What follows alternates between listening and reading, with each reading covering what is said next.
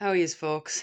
Um, so I just wanted to do this video because it seems we're in the age of information, and so many people are getting overwhelmed and lost with so much out there that they don't know where to look or where to start. So I want to bring it. I want to bring everybody back to the start of where this all started and how we are where we are right now. So I've gathered a few documents, and I'm after putting them together to show you where this has all started. And I want you to have a look so you can understand where this started and where it's going and where it's leading to. Now I'm going to split this up into two different videos because there's just so much information. I don't want people getting overwhelmed. So here's the first part of the video, and this is just where it started and how it got introduced into our society. So have a look here, folks. Here it is. So this here is where it starts, folks. September 2015. World leaders adopt the UN Sustainable Developmental Goals. There's 17 goals in this and they have a 2030 deadline. This officially came into force on January the 1st, 2016. But the line to watch here is the one in the end where it says no one's left behind. That's their catchphrase, and that's how you know other countries have picked it up. Now, the SDGs themselves aren't legally binding, folks, but they're just goals. But when countries turn them into national policy, that's when they become law and the money starts moving. Now, Japan's answer to this was called Society 5.0, and I'm going to show you this right here now. So on the 22nd of January 2016, Japan's cabinet officially proposed a Society 5.0 on their fifth Science and Technology Basic Plan. The definition of this was a human-centred society where economic development and solving social issues are compatible through a highly integrated system of cyberspace and physical space. Basically, after hunting, farming industry and the information age, this is Japan's vision for the next stage, using tech to fix real problems, not just create more of them.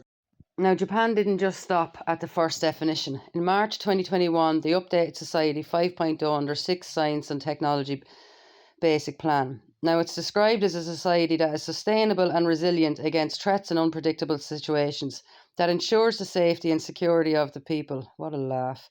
And that allows each individual to realise diverse well-being. And here's the visual they use. You go from Society 1.0 hunting and gathering to 2.0 agriculture, 3.0 industry, 4.0 information, and now 5.0, a new society where cyber and physical spaces are merged to solve problems. So, what's actually needed to make Society 5.0 real? Well, Japan says it comes down to this: embodying a human centred society where economic growth and solving social issues work together through a system that fully integrates cyberspace and physical space.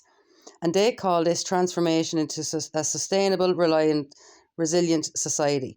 So, in other words, folks, use tech like AI, Internet of Things, big data, not just to make money, but to fix aging problems, disasters, energy problems, because this is the whole point: the integration of cyberspace and physical space.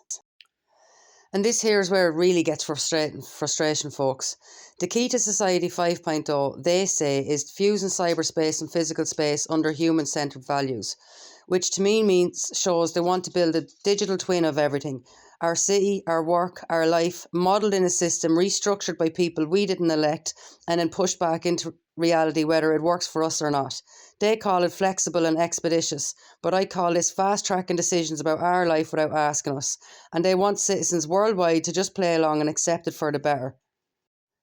And now they want to design a new society through something called convergence knowledge. Sounds fancy, doesn't it?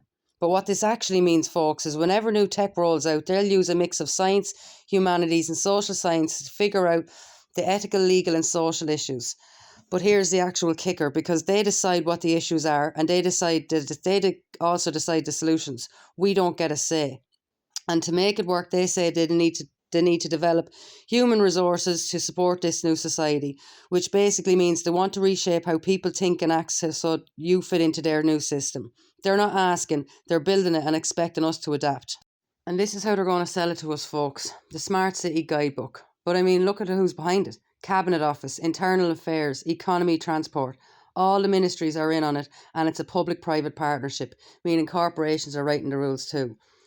Now, they say it's for a decline in population and an ageing society, and they're not the only country saying that either, folks. They're all just using the same script.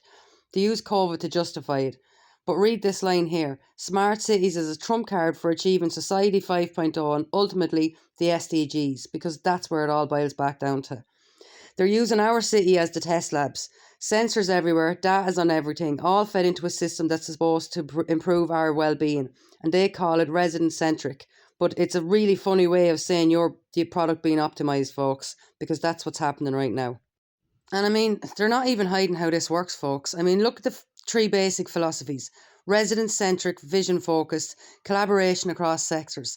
It sounds nice until you see what it means. Collaboration means local government, corporations, and data companies all linked up to run your city.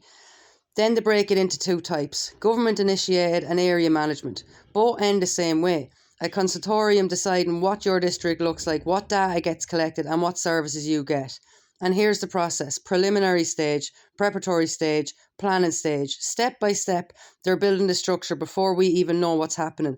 By the time residents are shared the vision, the system's already placed. We're not shaping it, we're onboarded onto it. We're not getting a choice, we're just simply being told to comply. And this here is the actual playbook, folks. This is the planning stage. They form a group of public, private, and academic groups of them, not us. Then they decide whether to implement a data platform from day one. Our data is part of the plan before anything else happens. Then it goes to verification stage. They call this the demonstration tests, not experiments, same thing. They roll it out gradually so we get used to it. And look at the driving entities.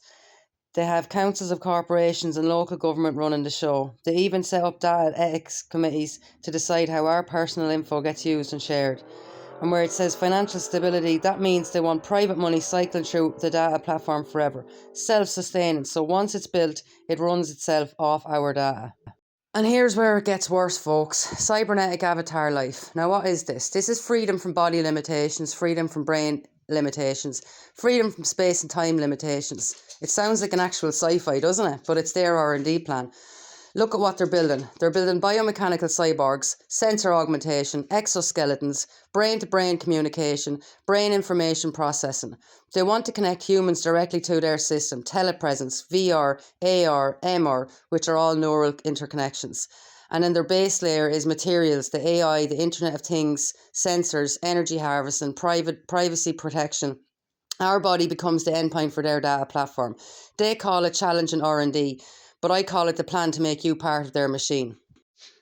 And they're not stopping at cities, folks. Society 5.0 is pushing personalised healthcare and healthy aging through monitors and sensors putting on us 24/7.